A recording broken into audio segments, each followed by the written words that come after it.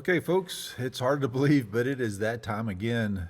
It is time for the April 2026 Advocacy with Adam update for the Alaska Airmen's Association. I, of course, am Adam White, and it is good to be able to come to you again and let you know some of the things that have happened in the past 30 days or so since the last time we visited. First of all, thank you for all the folks that have reached out and given some feedback on these updates. I really appreciate that. Some of the things that you appreciate hearing about and things that you want to know more about, those kinds of pieces of feedback are very valuable for us to know what's of concern for you and if we're on the right track. So let me encourage you to write it down in the description or down in the comments, actually, some of the things that I'm going to talk about today that are of big concern for you, and then we'll know what to give you some more updates on. Because I've got a very long list, actually a list that is way too long to deal with this time around. So the good news is that the Great Alaska Aviation Gathering is coming up first weekend in May, and I'll, of course, will be there and look forward to seeing as many of you as possible, and always enjoy the conversations we have during that weekend. It's a great way to finally be done with winter, of which I'm looking outside right now, and it is snowing so hard. The airport here in Indiana keeps going between IFR to low IFR, back and forth this morning. Really heavy snowfall, and it's April 21st. Anyway, it is Alaska after all. So anyway, back to the things that I'm asking for you is if you could just write down in the comments some of the issues that you feel are the most important that we should be dealing with and addressing. Know that we are tackling a bunch of different things, and it is impossible to go through all of those here on a YouTube update once a month, especially trying to keep it down to around 20 minutes or so, because that's what we have found works best for the attention span of most folks watching social media. Anything beyond that, unless it's a very big issue with a lot of explanation and going through a deep dive, 20 minutes seems to be that magic number. So let's go ahead and jump right into it. Again, if you are not subscribed to the channel and if you're not getting those alerts, please go ahead and do that. You know all the deal. If you watch YouTube at all, you know the things that help get this content out to folks far and wide. So help with that if you don't mind. We are seeing numbers increase from month to month, so more and more people are watching these updates. So let's go through the list here because, again, a lot of things to talk about. Just some general updates. You know that every year, every spring, there's a lot of dust mitigation that happens at Lake Hood on this gravel runway on the Strip. And that's going to happen again this year. Right now, it's planned for June, and they're anticipating a short closure. That's the phrase they're using. My guess is a day, maybe 2 days, depending on the weather and the timing of that. They used to do it earlier in May, but that was a little bit of a difficulty trying to get folks to move to a different airport for a couple of days or do something different, and it was just difficult time-wise. I'm not sure that June's going to be any better, but to be honest with you, I don't think there's actually a good time for us to have access to Lake Hood Strip.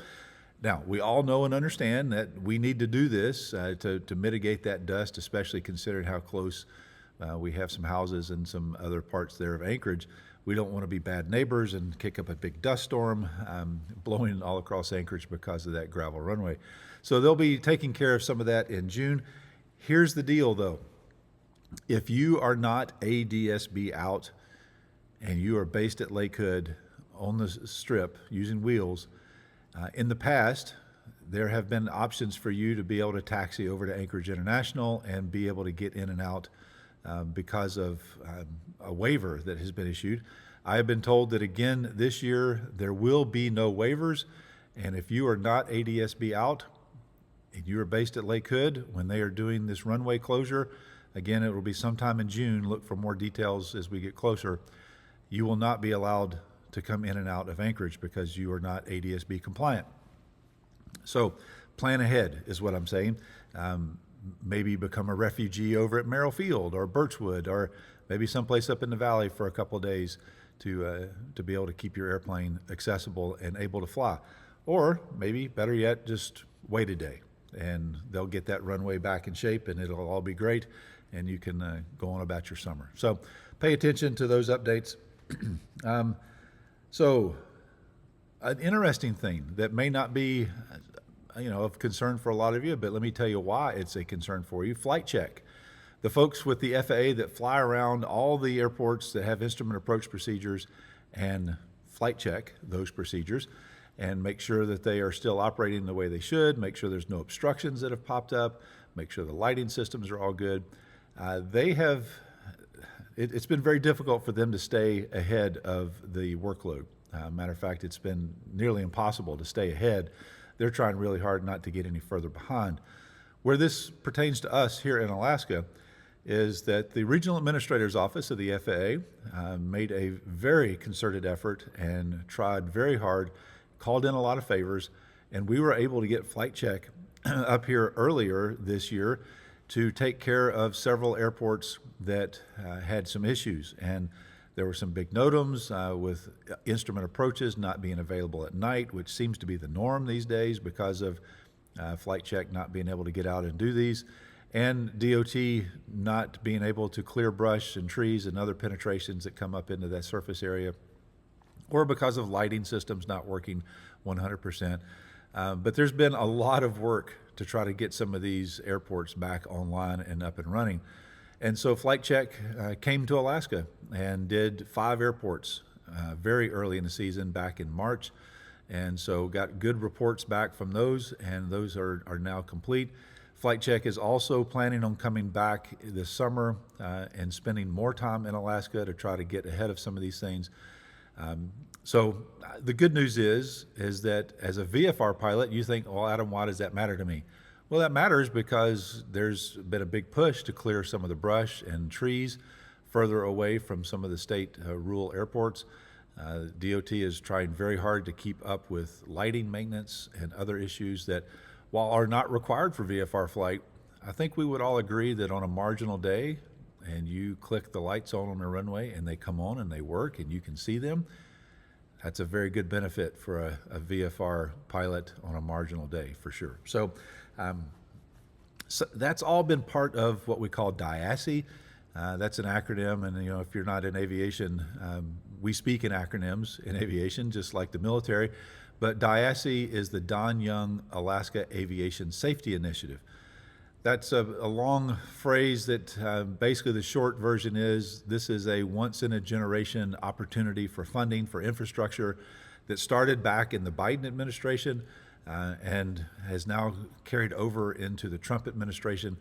A lot of money is coming to the FAA and specifically to Alaska to increase our aviation infrastructure. Now, you know that we are a very aviation-dependent state, and this infrastructure is vitally important and needed for us to be able to do what we do here in Alaska. Some of the things that are coming with DIASI funding, just to give you a recap, and you've probably heard me talk about this in other places and other times, but we're going to get more RCOs, more remote communication outlets. We're going to get more RCAGs. Now, that is the Anchorage Center version, the IFR equivalent of an RCO. And so that's going to help us be able to communicate with center a little bit better around the state, as well as flight service. Now, we are also going to get new AWOSs. Those are the automated weather observation systems, the weather data collection, and then VWAS, which is also a weather data collection instrumentation package, but not quite as robust robust is probably not the right word because they are just as robust, but not certified to the same standard as an AWOS. We are supposed to get 50 new AWOS stations, and right now the FAA is on target for bringing 18 of those online within the next year. And that's just here in Alaska. 60 VWAS stations, and 10 of those will be coming online within the next year. Now, one thing that we all love and hold very dear is the Alaska, the FAA weather camera program that started here in Alaska but has now gone to Hawaii and other parts of the lower 48. Well, there is going to be 64 new weather camera sites in the National Airspace System. Most of those will be here in Alaska. A few of them will be in other non-continental areas of the United States. So you can read Hawaii, Guam, Puerto Rico, those places. But 19 new weather camera sites within the next year. You may have also noticed that some weather camera sites are being updated with new cameras and new capabilities with some weather data. That's a VWAS station. And some of these cameras are now being updated to a 360-degree view. Now that's great. That's awesome. They had some teething problems early on with that 360-degree image, with stitching together those things, and the white balance was a little messed up when you went from one image to the next. But they've got that dialed in now. There's a few places in the state of Alaska already that have 360-degree cameras, and it's our understanding that as the weather camera goes around and does a tech refresh on these sites, that the new standard that they are working towards is 360 degrees at every camera location, and that's going to be incredible to have. So I could give you the list of the current sites that are 360-degree cameras, but I want you to get on the website and try to find them yourself. Kind of go on an Easter egg hunt to find those. Let me know in the comments if you found one and what place they may be. Okay, so a couple of other updates. Just looking at my list, because again, it's a long list and I've got notes and everything here, So the airspace changes in Anchorage. You can expect a new VFR procedure in and out of Merrill Field on July 9th of this year. And it's going to be an updated route in and out of Merrill Field with some new waypoints and some new procedures. And this is going to be a current airspace compliant VFR route. And it will also be a new airspace compliant route. And so this is going to help us gently make a transition. We can expect maybe a couple of more of these routes to come out before the big change with the Anchorage Class Charlie. But this one that's coming out is going to be called the Knik Low route in and out of Merrill Field. Now, as that name implies, it is a low altitude route, and right now it's proposed to be around 600 foot crossing Cook Inlet. That is not what a lot of people want to do, but as the name implies, if it's the Knik Low, a little peek behind the curtain, you can anticipate that there would be a Knik High coming at some point. So when you see that new procedure, don't freak out and think this is the way they're all going to be, because it is not. This is a way to get us compliant and updated with the current rules and the current Part 93 airspace and the current issue of that crossing final approach traffic going into Elmendorf. And so this will also be able to be used with the new airspace that's coming. And so this is a way to help us kind of gently make that transition. Now, I'm part of a VFR task force, a VFR route task force with the FAA and a few other folks in industry to help review and revise some of these procedures. And I can tell you it has been a huge process, and there are over 50 changes, redesigns, or completely new procedures as part of this task force for the Anchorage Bowl and the Anchorage Class Charlie airspace. Most of these new procedures won't come into effect until the new airspace comes online in the fall, early winter of 2027. So we've got a little bit of time for that. There will be a huge education campaign to get you prepared and ready for that. Here's what I need you to practice on and be more proficient at. If you are a Bluebird clear VFR day type pilot who only flies a few times a few months of the summer, and your altitude, it may, plus or minus 100 foot, 200 foot, and that's good enough for you think, or that you're heading, you can maintain that within 25, 30 degrees as you fly around. That will no longer work. It shouldn't have been working in the Anchorage area already, but I can tell you with these new procedures, that simply will not work. You are going to have to be much better at maintaining your altitude, and you're going to have to be much better at maintaining your heading and going from point to point to point to get in and out of Anchorage with this new airspace. Now, these are things that you should have been doing already. Not that anybody's at fault. ATC is not at fault for letting you wander off and do those things. You have gotten lackadaisical maybe in altitude head and heading holds at those close tolerances. So practice that. When you're going someplace, try to maintain a heading within plus or minus 5 degrees. See if you can maintain your altitude plus or minus 50. And if you can do that, see if you can maintain it plus or minus 20.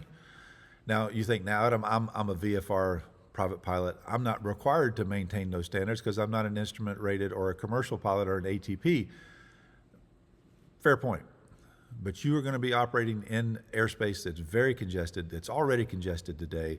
These new procedures are going to make it much easier for you to get in and out, and basically going to reduce a lot of ATC pilot interactions on the radio to help clean up some radio traffic.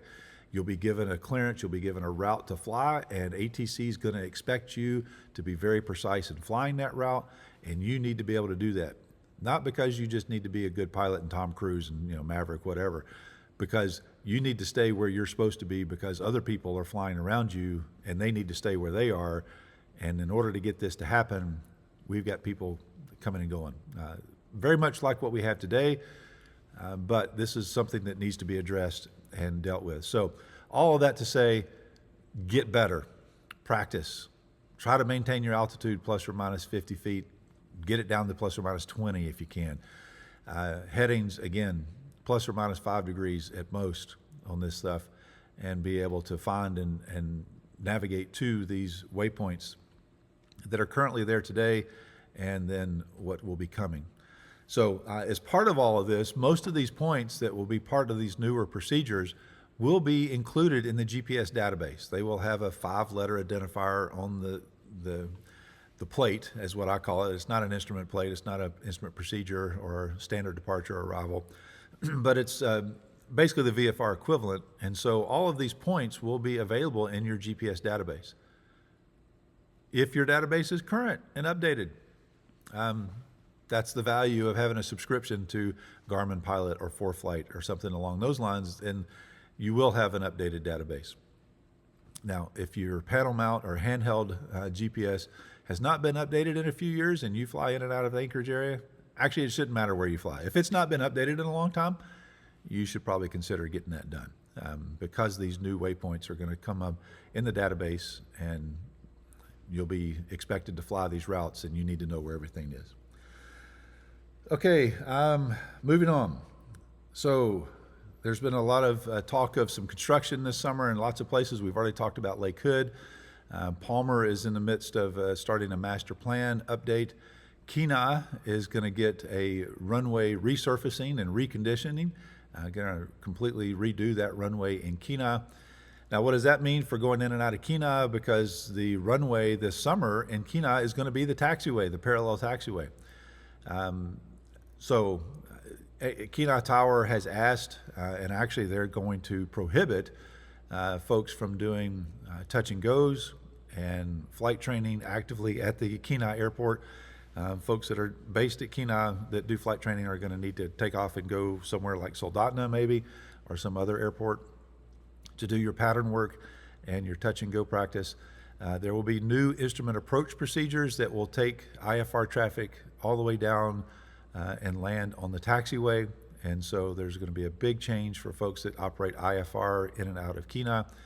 And so pay attention. Look for these notices. If you're not familiar with what the changes are that are coming in Kenai for the summer, you need to get updated if you fly in and out of that part of the state. Because again, no practice approaches into Kenai this summer and no pattern work at the Kenai airport this summer. So my anticipation and expectation is that Soldotna is going to be used a lot more this summer. There's going to be a lot more traffic in and out of Soldotna. Okay, moving on to some things coming out of Washington, D.C. You've probably heard that about the Rotor Act and the Alert Act and other things that are happening with ADSB privacy and ADSB requirements. Now, the Rotor Act passed the Senate back in February, but it did not pass the House. The House passed instead the Alert Act, and now it's over in a reconciliation process with the Senate. There's a possibility that it may get stalled for a while, but I think at the end we eventually will have something come out from Washington, D.C. These two bills were very similar, but they had some specific differences, and the holdup seemed to be with the military requirements for ADSB as to when and how and all those things. But the gist for us as civilian pilots, what these acts will do, whichever one winds up coming out of the sausage maker at the end, is that most likely the goal here has been, if it is rule mandated airspace to be ADS-B out, with this change you will then be required to be ADS-B in. Now most people already are, but some of the airlines and other commercial operators are not necessarily ADS-B in, because most of the ADS-B in solutions that people use are a portable device that you just put up on the glare shield and then interface with a tablet. And so that's how most people comply with, would be complying with this new rule that could be coming out. Now, for us here in Alaska, again, just as a reminder, the only rule mandated airspace is the Anchorage class Charlie or above flight level 180. So it's probably not going to be that big of an issue or a burden, financial burden on us here in Alaska. Most people, even if they're not ADS-B out, they are already ADS-B in. And these acts both were very specific about allowing a portable ADS-B in device to be compliant and satisfy the requirements of this. So we'll see what comes out again at the end of the sausage making process in Washington, D.C. But be looking for that and pay attention if you do operate inside or above rule mandated airspace, specifically Anchorage here for us in Alaska. All right. So again, we're right at that point. Just some other quick things that I'm going to mention that may be topics of conversation that we could have when we see each other at the Great Alaska Aviation Gathering, that I'm working and I'm keeping on top of. And this is obviously not an exhaustive list, but these are things that come up in conversations with folks. And so just give you a list of a few talking points that you may want to ask some questions and we can talk about at the gathering when we see each other face to face. Still a lot of things happening on the ADS-B privacy front, electronic conspicuity, which is, say that fast 3 times. That's also been a huge thing that I've been pursuing and keeping track of and trying to advocate as part of all this stuff. Part 108 and the beyond visual line of sight rule and that status. Maybe we ought to have a conversation about the future of aeronautical charts, especially the paper versions and data that's going to be changing and all of those things. Starlink.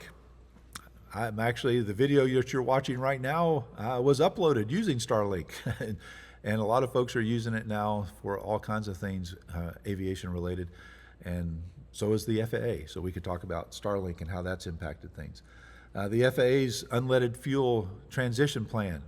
We could talk about that. The ATC tech refresh, the update for equipment and capabilities for air traffic control. Ski routes. No, I'm not talking about coming downhill skiing or cross-country skiing. I'm talking about the station-keeping routes that the military uses coming in and out of the restricted area over at J-Bear with C-17s and C-130s. Low level in the Mat-Su Valley. There's some changes there. We could talk about that. Customs and Border Protection. Still having some conversations with them about availability of clearing customs when you enter Alaska.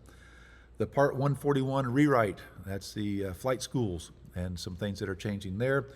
Merrill Field Tower, by the way, you know that tower hours have been reduced and there was talk of doing some tech refresh there, and that's still going to happen, but they're not going to shut the tower down for the whole time. So we could talk about some of those things as well. That's just a short list of some of the other things I'm keeping tabs of. Again, looking forward to seeing you at the Great Alaska Aviation Gathering the first weekend in May in Palmer at the Alaska State Fairgrounds and at the Palmer Municipal Airport. I would tell you to go buy raffle tickets, but they're sold out. You missed your chance if you didn't get one. If you bought a ticket, I'm rooting for you. I hope you win it. So somebody's going to win a great airplane there at the fairgrounds on the first weekend in May. So with that, I'm going to sign off and look forward to seeing you in a few short days in Palmer.